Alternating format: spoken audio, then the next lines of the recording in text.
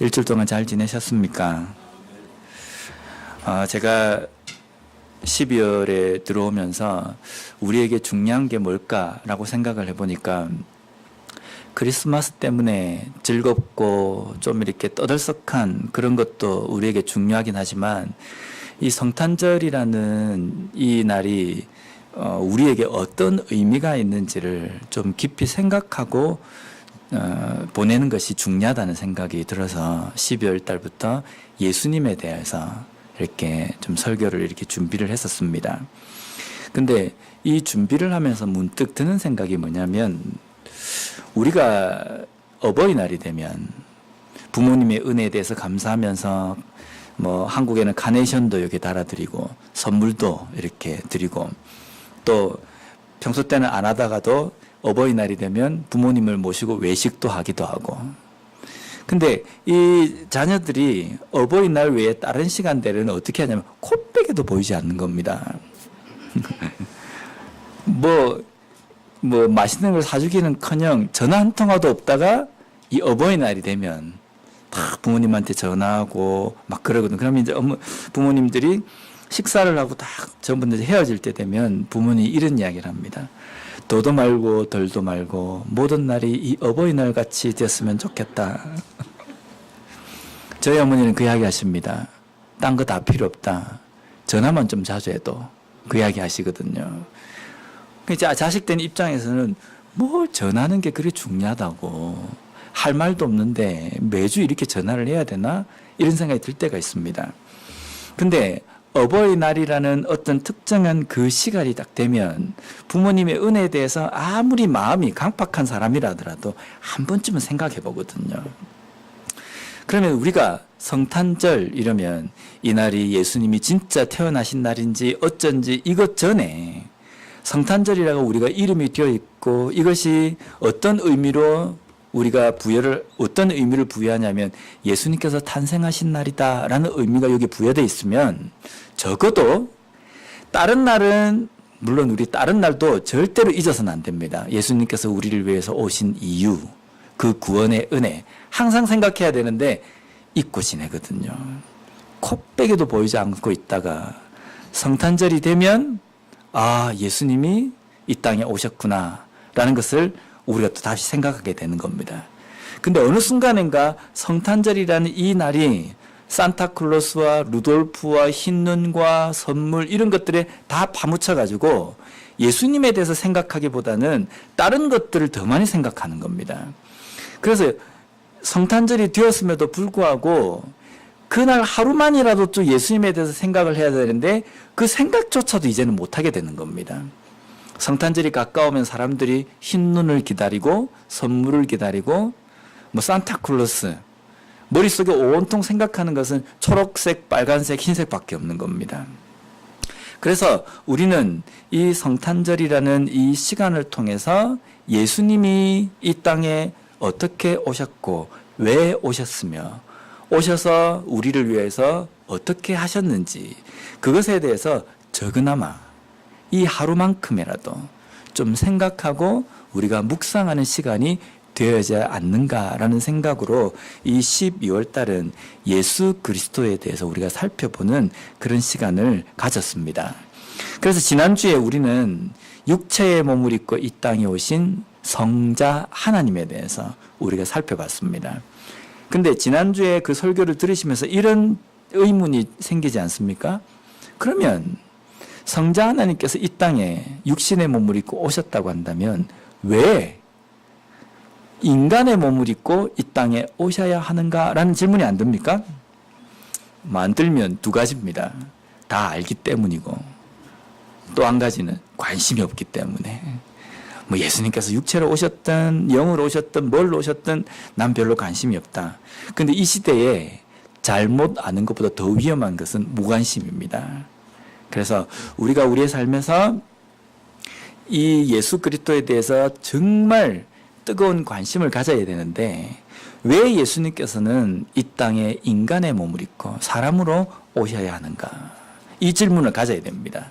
근데 여기에 대한 대답은 한 가지입니다. 죽기 위해서입니다. 우리를 위해서 죽기 위해서 인간의 몸을 입고 이 땅에 오셨습니다. 하나님께서는 말씀으로 천지를 창조하셨습니다. 아무것도 없는 상태에서 말씀으로 이 세상을 만드신 분이시기 때문에 뭐든지 가능하시거든요.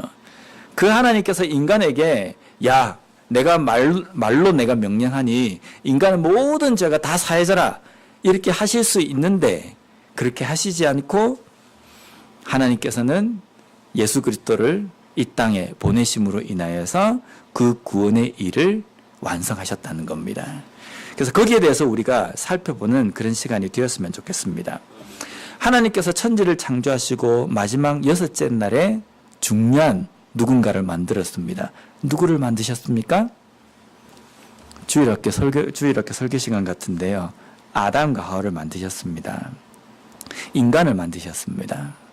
인간을 만드시고 난 다음에 인간에게 모든 것들을 다 허용하셨습니다. 여기에 동산에 있는 모든 실과의 나무를 너희들이 다 따먹어도 된다.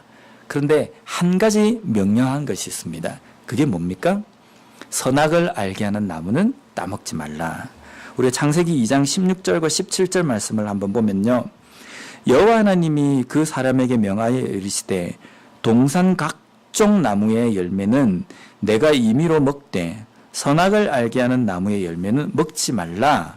내가 먹는 날에는 반드시 죽으리라 하시니라. 이 말씀을 들으면 우리가 또 하나 풀리지 않는 숙제가 있습니다. 왜 하나님께서는 선악을 알게 하는 나무를 만드셔가지고 인간으로 하여금 따먹을 수 있는 가능성을 놔두셨는가? 대답은 뭡니까? 모른다는 겁니다. 왜냐하면 선악과를 왜 만들었는지 하나님께서 성경에 언급해 놓지 않으셨기 때문입니다.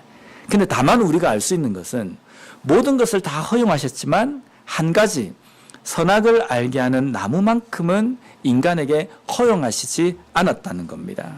하나님께서 허용하지 않으시고 금하셨다는 것은 하나님의 명령입니다. 하나님의 명령이고 하나님의 계명입니다. 만약에 하나님이 선악을 알게 하는 나무가 아니라 바나나 나무를 먹지 말라라고 했다고 한다면 그것 또한 명령이 되는 겁니다. 그래서 하나님의 명령으로 내려진 것은 인간인 우리가 어떻게 해야 됩니까? 반드시 지켜야 되는 겁니다. 왜냐하면 하나님의 명령, 계명이기 때문입니다. 하나님께서 선악을 알게 하는 나무를 따먹지 말라고 말씀하시면서 그 명령의 거역, 만약에 이것을 어겼을 때에는 죽음이 반드시 너희들에게 내려질 것이다 라고 그 형벌도 명시하셨습니다. 그래서 이것을 우리는 언약이라고 이야기합니다. 하나님의 계명, 율법, 언약 이렇게 이야기합니다. 그런데 인간은 어떻게 합니까? 이 선악을 알게 하는 열매를 먹지 말라고 이야기하셨음에도 불구하고 이것을 따먹습니다. 하나님의 명령을 어긴 겁니다. 선악을 알게 하는 나무를 따먹었기 때문에 거기에 있는 성분이 몸으로 들어와서 온몸에 퍼져가지고 죄가 그냥 가득해졌다. 이게 아니라 하나님의 말씀을 거역한 그 행동 자체가 하나님의 계명을 어긴 것이기 때문에 이 인간에게 주어진 형벌은 죽음이라는 형벌입니다. 그런데 이 죽음이라는 형벌을 두 가지로 우리가 설명할 수 있습니다. 첫 번째, 이 죽음이라는 형벌은 육체적인 죽음을 이야기합니다. 창세기 3장 19절 말씀을 보면요. 내가 흙으로 돌아갈 때까지 얼굴에 땀을 흘려야 먹을 것을 먹으리니 내가 그것에서 취함을 입었습니다. 너는 흙이니 흙으로 돌아갈 것이니라 하시니라. 여기 보면 흙으로 돌아간다라는 의미가 무슨 뜻입니까? 육신에서 영이 분리되어서 이 육신이 땅에 묻혀서 썩어질 것이다. 흙으로 돌아갈 것이다. 라는 이 의미입니다. 흙으로 돌아간다. 라는 이것이 영과 육이 분리가 되어서 생물학적인 죽음, 육체적인 죽음을 죽는 것을 의미합니다. 또 한 가지 하나님께서 형벌로 주신 그 죽음의 두 번째 의미는요. 영적인 죽음을 이야기합니다. 로마서 3장 23절 말씀을 보면 모든 사람이 죄를 범하였음에 하나님의 영광에 이르지 못하더니, 하나님의 영광에 이르지 못한다라는 이 의미는 하나님과의 관계가 단절이 되는 겁니다. 하나님께로 갈 수가 없다라는 이 의미입니다. 이게 어디에서 이 장면이 나옵니까? 선악과를 따먹고 난 다음에 하나님의 명령을 어긴 아담과 하와의 삶 속에서 가장 먼저 나타난 증상이 뭡니까?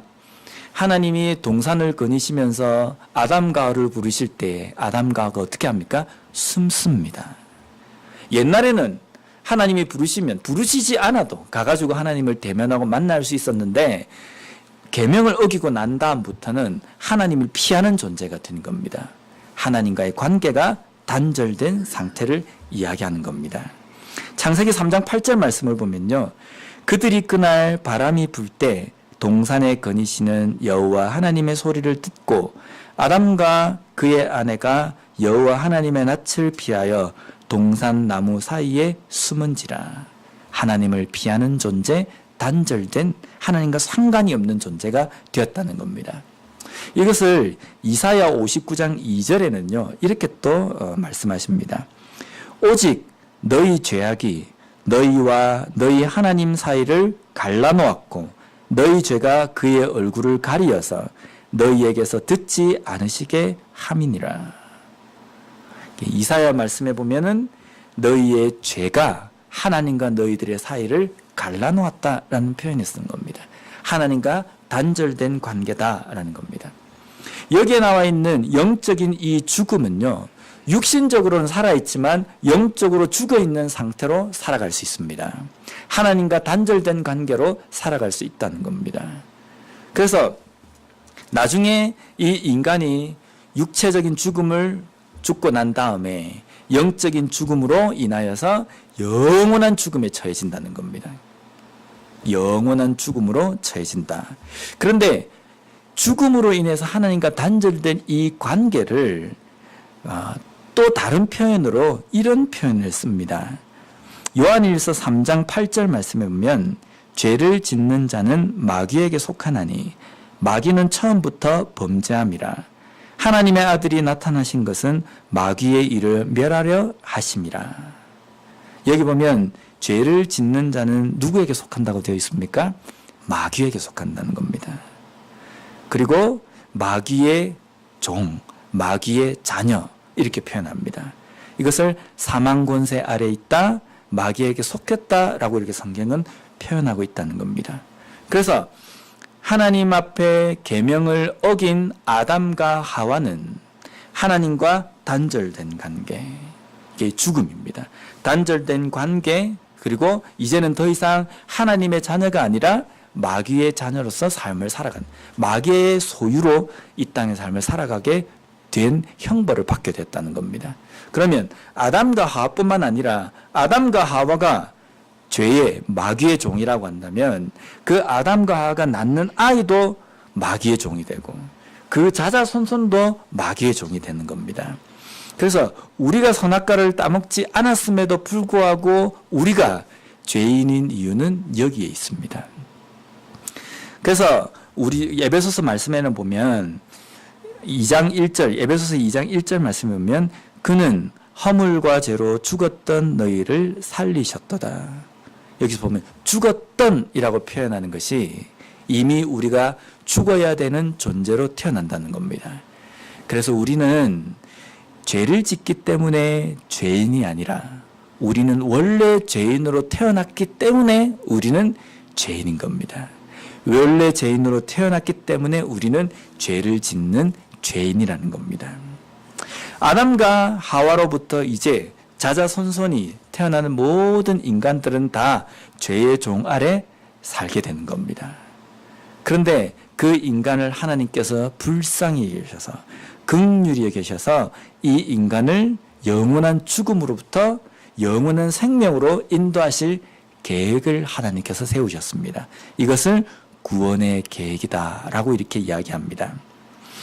근데 이 영원한 죽음 가운데 처해진 이 인간을 영원한 생명으로 구원하기 위해서는 영원한 죽음을 죽어야 하는 인간의 이 죄값을 누군가가 대신 짊어져야 되는 겁니다.